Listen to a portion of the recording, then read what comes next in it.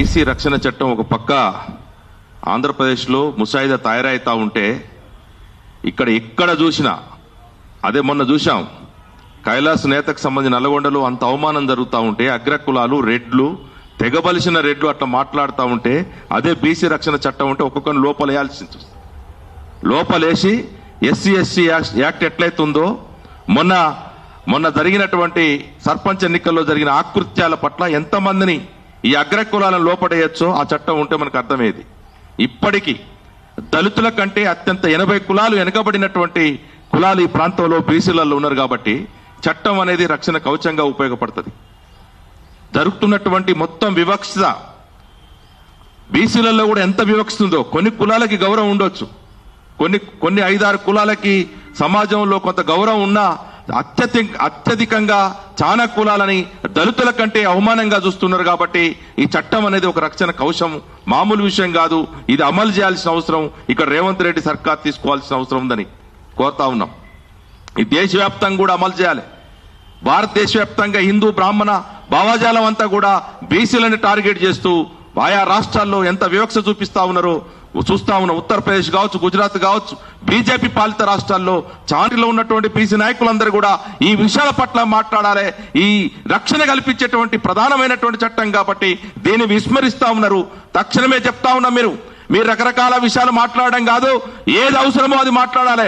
మొన్న కూడా మీకు గొంతులు మూగుపోయినాయి. 42% బీసీ రిజర్వేషన్ల గురించి ఒక్క ప్రస్తావన చేయకుండా 3 పార్టీలు కుమ్మక్కైపోయి అగ్రకుల పార్టీలకి తొత్తులుగా మారినటువంటి పరిస్థితి ఇక్కడ వ్యవహరిస్తా ఉన్నారు. కాబట్టి దీన్ని ప్రశ్నించకుండా రేపు 42% ఇవ్వకుండానే మళ్ళా ప్రాపగండా చేస్తూ మళ్ళీ ఎలక్షన్లు పోయేటువంటి కుట్ర చేస్తా ఉంది రేవంత్ రెడ్డి సర్కార్. దీని గురించి బీజేపీ బీఆర్ఎస్ మాట్లాడకుండా పక్కదారి పట్టించడం కోసం ముక్కు మూసుకొని మూసిలో మునిగేటువంటి అంశాలను మాట్లాడుతా ఉన్నారు. పనికిరాని నీళ్ల విషయాలు మాట్లాడతాం. ఎవరికి ఉన్నాయి భూములు, ఎవరి ప్రాజెక్టుల కింద ఎవరికి ఉన్నాయి భూములు, ఎంతమంది బీసీలకు ఉన్నాయి, అసలు ప్రాజెక్టుల గురించి లక్షల కోట్లు దండుకోవడం కోసమే మీరు ఈ వ్యవహరిస్తా ఉన్నారు తప్ప మా సమస్యల గురించి మాట్లాడాలి, మా ఆత్మగౌరవం అస్తిత్వం గురించి మాట్లాడకుండా మీరు పక్కదారి పట్టించేటువంటి చర్చ చేస్తా ఉన్నారు. అసెంబ్లీ పనికిమాలిన అసెంబ్లీ ఎంజాయ్ చేయడం కోసం అసెంబ్లీ పెట్టుకున్నారు. మా విషయాలు మాట్లాడరే ఒక్కడన్నా. కేసీఆర్ వచ్చిండు గట్టనర మాట్లాడి మూగ సైకిల్ చేసిపోయిండు. వెంటనే కేంద్రంలో ఉన్నటువంటి బీజేపీ ప్రభుత్వాన్ని కానీ ఇక్కడ ఉన్నటువంటి రాష్ట్ర ప్రభుత్వాన్ని కానీ డిమాండ్ చేస్తున్నాం. ఏ విధంగా ఎస్సీ ఎస్టీలకు అట్రాసిటీ యాక్ట్ ఉందో బీసీలకు కూడా బీసీ అట్రాసిటీ యాక్ట్ తీసుకురావాలని చెప్పేసి రాష్ట్ర ప్రభుత్వాన్ని డిమాండ్ చేస్తూ ఉన్నాం. అదేవిధంగా 42% మరుగున పడిపోయింది, ఇంకా బీసీలు మర్చిపోయారని చెప్పేసి మొన్న కేవలం వారం రోజుల పాటు అసెంబ్లీ సమావేశాలు జరిగినా ఇక్కడ ఉన్నటువంటి ముఖ్యమంత్రి గారు కేవలం నీళ్ల సమస్యను రోడ్డు మీదకి తీసుకొచ్చేసి ఆ నీళ్లు ఎవరికి అవసరం లేకపోయినా ఈ రాష్ట్రంలో 90% భూములు మీకు ఉంటే 10% ఈరోజు ఎస్సీ ఎస్టీ బీసీలకు ఉన్నాయి. కావాలని చెప్పి కుట్రపూరితంగా బీసీ రిజర్వేషన్లను పక్కదారి పట్టించడానికి కుట్రలో భాగంగానే మొన్న జరిగినటువంటి నీళ్ల యొక్క విషయం. కాబట్టి ఇప్పటికైనా చెప్తా ఉన్నాం, ఏదైతే 17% ఇస్తే 52% గెలిచి చూపించామో మీరు ఇప్పటికి కూడా మీరు సోయి తెచ్చుకొని అన్ని రాజకీయ పార్టీలు కాంగ్రెస్తో పాటు బీఆర్ఎస్ బీజేపీ పార్టీలు కూడా సోయి తెచ్చుకొని జడ్పీటీసీలో ఎంపీటీసీల్లో రేపు జరగబోయే మున్సిపల్లో జనాభా దామాష ప్రకారంగా బీసీలకు రిజర్వేషన్ అమలు చేయకపోతే మొన్న 17 ఇచ్చిన బిడ్డ మాకు 17 ఇస్తామంటే మీకు 17 ఇచ్చినాం.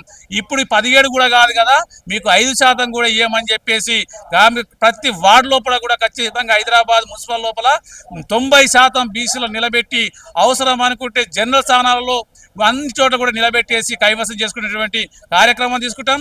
రిజర్వేషన్లే కాదు, బీసీలకు ఇచ్చినటువంటి ఏ ఒక్క హామీ 20,000 కోట్ల రూపాయల బడ్జెట్ విషయంలో కానీ, విద్యార్థుల ఫీజు రియంబర్స్మెంట్ కానీ, బీసీ కుల సంఘాలు ఇచ్చినటువంటి హామీలు కానీ ఏ ఒక్కటి కూడా నెరవేర్చలేదు. కాబట్టి ఇప్పటికైనా మీ రాజకీయ పార్టీలకు కనీసం సోయి ఉంటే బీసీ రిజర్వేషన్లకు ఇచ్చిన బీసీ రిజర్వేషన్లతో పాటు కుల సంఘాల ఫెడరేషన్ కూడా ఏర్పాటు చేసి బడ్జెట్ కేటాయించాలి. లేకపోతే మీ అన్ని రాజకీయ పార్టీలకు సమాధి కడతామని చెప్పి హెచ్చరిస్తా ఉన్నా. 2,000 కోట్లకి 40,000 కోట్లకి ఎంత తేడా ఉందో బడ్జెట్లో మా వాటా కేటాయింపులు లేవు, ఖర్చు అంతకన్నా లేదు. పేరుకు మాత్రం మా సంక్షేమం గురించి మాట్లాడము. ఇవాళ 3 పార్టీలు కూడా అధికార పార్టీని దుమ్మెత్తిపోవాల్సిన ప్రతిపక్షము ఇవాళ అసెంబ్లీ నుంచి బయటకు పోయేసిన పరిస్థితుంది. ప్రజా సమస్యలు మాట్లాడిన ప్రతిపక్షం మాట్లాడదు, అధికార పార్టీ కూడా మాట్లాడతలేదు. ఈ బీసీలు అంటే చులకనగా ఉంది కాబట్టి ఇవి బీసీ వ్యతిరేక పార్టీలుగా మేము ఇవాళ భావిస్తూ ఉన్నాం. బీసీ సమాజం ప్రత్యేకంగా చట్టాల గురించి సప్లాన్ పెట్టి వాళ్ళ గురించి మాట్లాడమంటే బీసీల గురించి కూడా మాట్లాడలేదు. చట్టం చేసిన దగ్గర మాట్లాడతలేదు. కాబట్టి రేపు మున్సిపల్ ఎన్నికలకు పోయే ముందు సర్పంచ్లు ఎట్లయితే ఈ పార్టీలు రిజర్వేషన్ ఇస్తామని చెప్పి మోసం చేసిన 50% సీటింగ్ దాటి ఎట్లయితే గెలిచి వచ్చారో రేపు మున్సిపల్ ఎన్నికలు ఏ ఎన్నిక వచ్చినా కూడా జనరల్ స్థానాల్లో బీసీలు పోటీ చేసి గుంజుకొని పోటీ చేసి గెలుస్తారనే విశ్వాసం మేము భావిస్తూ ఉన్నాం. మా BC political front, BC intellectual front అన్ని సంఘాల గురించి కూడా రేపు రాష్ట్ర వ్యాప్తంగా కార్యాచరణ రూపొందించబోతా ఉన్నాం. మా చట్టాలు చేసే దగ్గర మాకు చేయకపోతే ఈ 3 పార్టీల కర్రగాల్చి వాత పెట్టి బీ సమాజాన్ని ఏకతాటి మీద తీసుకోవడానికి ముందుకు పోతామని చెప్పి ఈ సందర్భంగా ప్రకటిస్తాం. మాకు రక్షణ అవసరం. ఎందుకంటే ఎస్సీ ఎస్టీలకు ఏ విధంగా అయితే ఎస్సీ యాక్ట్ ఉన్నదో ఆ విధంగా మా బీసీలకు కూడా చట్టం ఉండాలి. ఒక అధికార పార్టీలో జిల్లా ప్రెసిడెంట్ వేస్తే కోమటిరెడ్డి వెంకటరెడ్డి గారు నీ ముఖం చూసేది లేదు అని అంటాడు. ఎందుక మేము మనుషులం కదా, ఎందుకు చూడవు? మాకేమన్నా కాళ్ళు చేతులు లేవా, కళ్ళు లేవా? ఆ విధంగా అవమానపరుస్తున్నారు. కాబట్టి అంబేద్కర్ గారు రాసిన రాజ్యాంగానే అవమానపరుస్తున్నాడు. అందుకే మాకు రక్షణ చట్టం అనేది ఏర్పడాలి. వాళ్ళకెట్లుందో మాకు కూడా ఉంటే మీరు ఆ విధంగా అవమానపరుస్తారా? గుడికి పోవాలన్నా అవమానపరుస్తారు. ఏదన్నా మేము రాజకీయంగా వస్తే మమ్మల్ని అవమానపరుచారు. నీ జిల్లాలనే నల్గొండలో ఏం చేసినావు? ఎల్లమ్మగూడెంలో మూత్రం దాగించినావు.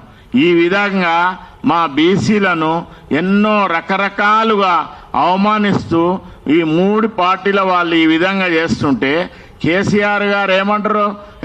ఆయన కోపం వస్తే అంబేద్కర్ గారు రాసిన రాజ్యాంగాన్నే మారుస్తా అంటాడు. వచ్చే రాజు అని వచ్చిండు.